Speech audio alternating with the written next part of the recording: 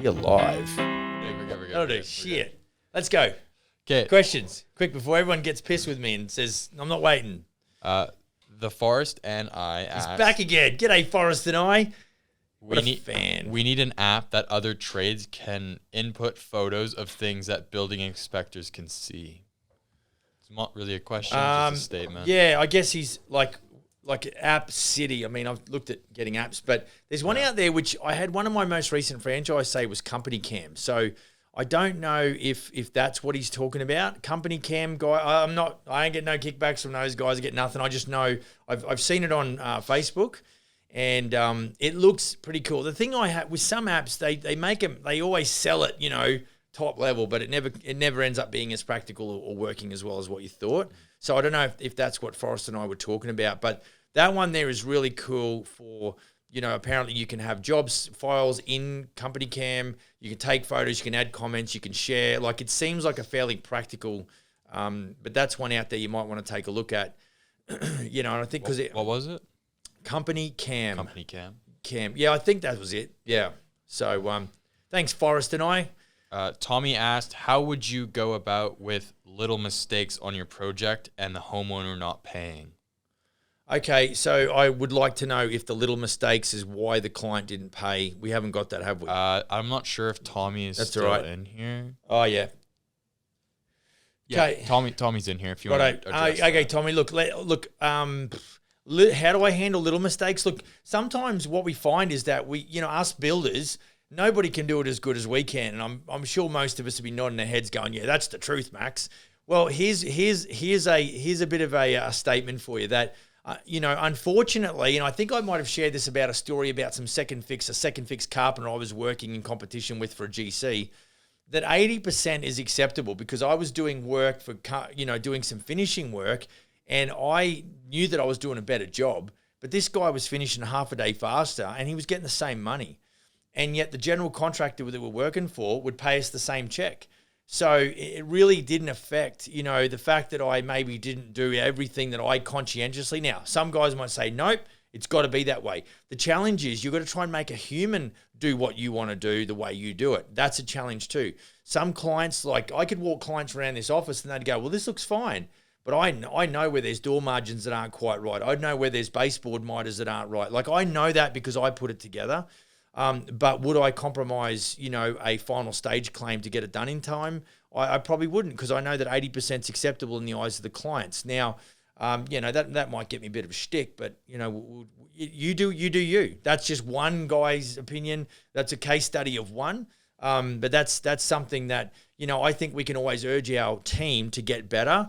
And I absolutely believe you can get it up from 80%. I'm just saying, if you're one or two jobs in, with the new person, don't go completely crazy. Identify the areas he or she is not doing well in, address those, but actually move on, because you're just going to compromise cash at bank and your gross profit if you think I'm going to go and tear out all of that baseboard and start over. Unless it absolutely needs it, then just try and move ahead, the way it is, and learn from it. That would be the thing. And the second part of his question was, how do I deal with clients that don't pay? I think, he was saying that the little mistakes were why the clients weren't paying. Yeah, right. So you got this deficiency list. Okay, well, that's a game changer. Yeah, look, I'm big on, hitting that deficiency list front on. And if the clients have got it's black and white. It's either done right or wrong. Like, they're the two. You don't have to get too sort of, rocket scientists to figure out that if the client's not paying, now this is why we have a very documented or a very detailed specification, because that becomes the rule book. That's the go-to. It's like, okay, so, let's say that you had a pocket door, or in Australia we call them a cavity sliding door, and you put on a passage set, which means it doesn't have a privacy lock. And they're saying, no, I want a privacy lock on that. Now, if that's a deficiency, you go back to the specifications and go, well, actually, you signed off on a passage set. Now, anybody in their right mind is not going to put a privacy set on a bathroom or a washroom with a pocket door or a cavity sliding door.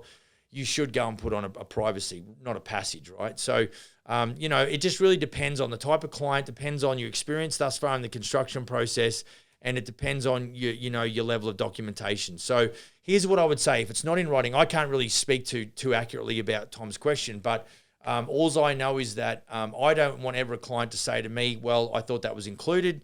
That's kind of an indictment against my communication or my paperwork or both.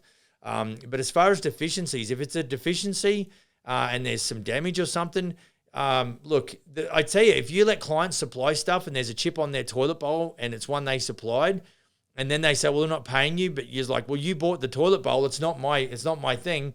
That's where that becomes just a tug of war. It's really hard to negotiate your way out of that. Depends how much money's on the line. And you might say, look, I'll go and get you another $252 toilet bowl because I want my $12,000 final check. That's where it comes down to you about, okay, do I want to win the battle or win the war? And so you've got to make, and I think that's an experience thing that speaks to that, and that's an attitude or, understanding what's more important. And sometimes just copping it on the chin makes you smarter for the next time, the next go around. So anything else?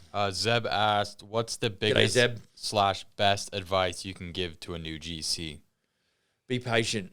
You know, I think that we want to achieve too much too soon, and you physically and mentally have not, and probably financially haven't got the capability to do it all this year. You just haven't. And so I think like you want to get good. I think like this is what I would say: technique first, and then build the speed up, right? So in other words, what I'm saying is get your systems down, think big, start small, systemize greatly, and then over time, what you'll do is you'll get better at those things, and you'll be and speed equates to having staff on, you know, being able to do quite bigger jobs, having, you know, larger contracts. So be patient, definitely, but dream big, think small. Dream big, start small, systemize everything, and just allow it to come to you and be a really good student of the business. Righto, thanks, Zeb. Hope that helps. Bart.pack. We'll call him Bart for short. Thanks, Bart. Yeah. What is a way to not quote for free? Sorry for the bad English. And Jill wrote here, recommend episode 60. Yep, okay, go to episode 60, Bart, because that's going to nail down everything. I quickly talked about it in this live here, you know, how we go about doing a quantity takeoff service. But, you know, to get paid to quote, we don't go to clients and say, you got to pay us to quote, because everyone hears the word quote and get paid and they tell you to piss off. Whereas what we do is we really do package it up differently into a way that looks more inviting, that demonstrates more value, which is our brand, and it is the video testimonials, and it is a fixed price, you know, and if you're in Australia, you're probably used to doing fixed price mostly. But certainly here in Canada and North America, it's, you know, there's a lot of cost plus going around. So it was easy for me to look at a strategy and go, you know what, I can separate us from the competition by doing this. In other words, we're not just another tree in the forest. So, hope that helps. What else we got? Cameron Fitz asked, G'day, Cam. how do you get someone to build with you? I've got heaps of labor-only contracts. Yeah. So is Cam a carpenter or is he a general contractor? I'm not sure. I don't know where to go with that one either, because if he is a subcontractor, that's why he'll have labor only. If he's working for another general contractor and he's wanting to get out of the general contract, he's wanting to get out of working labor only and get in. So if I'm really guessing at this, right? So let's say you are a labor only carpenter. You know, you're going to hit a ceiling pretty quick, and the only way that you can actually push through a ceiling is to get more labor, which means you're taking on more risk, which means you can lose money real quick. The other way you can go is to move out of that and go into dealing directly with end consumers, which is a little bit troublesome. Cameron came back, said that I have my business. Do you deal with the end consumer, Cam? And the end consumer means like the actual owner, the retail customer. In other words, if you're doing subcontract labor only for a carpenter, for a general contractor, the general contractor is dealing with the homeowner or the client. No. He's not. He said no. He's not dealing with the customer, right? So I'm assuming it's a sub. Right, so he's assuming he's a sub, he's dealing labor only. Sometimes. Yeah, right. So if you want to go hardcore, so going back to the original question. Do you want me to read it out again? Yeah, go ahead. How do you get someone to build with you? I've got heaps of labor-only contracts. Yeah, so he's wanting to get, I'm just assuming he's going to want to get out of it. Look, this is why the jump from a labor only, and I've done this. It's why I worked for 16 years. I had a crew of 15. It's just stupid hard to make the jump, and it's why I got my builder's license in 2009.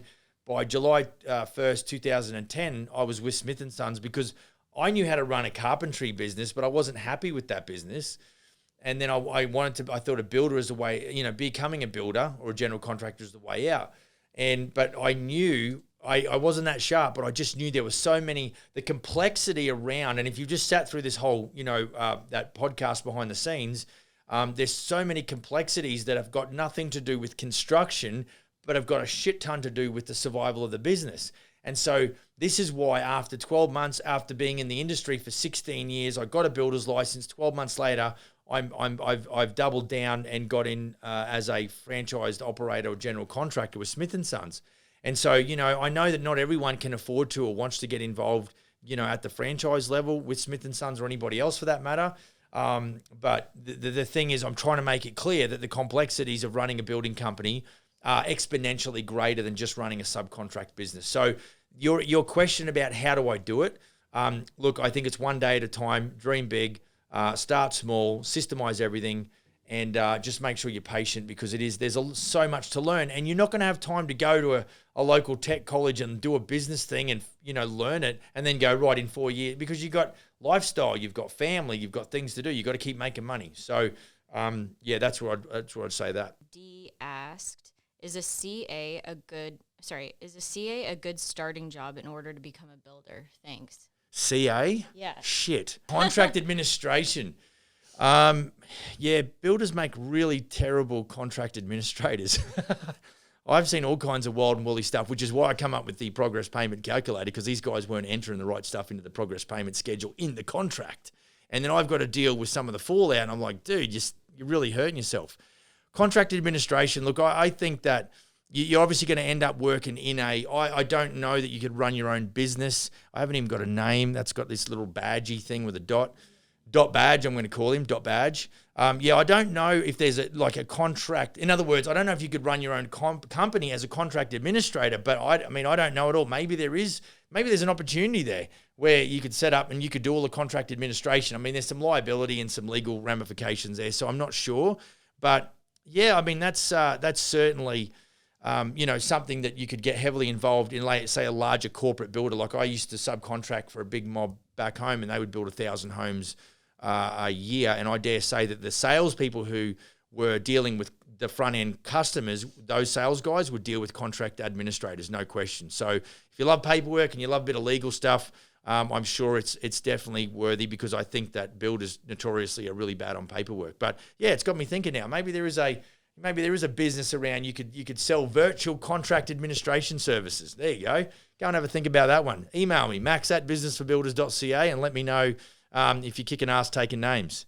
Big love to you guys. And like I said, if you've got questions about, what's going on and, what we're all about here at Smith & Sons or Business for Builders, just shoot me a quick email, max@businessforbuilders.ca, and I will, get back to that as promptly as I can. Just give me a day or two to respond in my quiet time when I create that. And we'll just see if we can't keep adding value to one and all. All right, folks, have an awesome day, depending on where you are. I'm not sure what the time of day is. Go to sleep if you're in Oz, because you're up too damn late and you've got to get up to go to work. And if you're in the Americas, then we'll have a great day, and we'll see you again very soon. We'll probably see you Friday.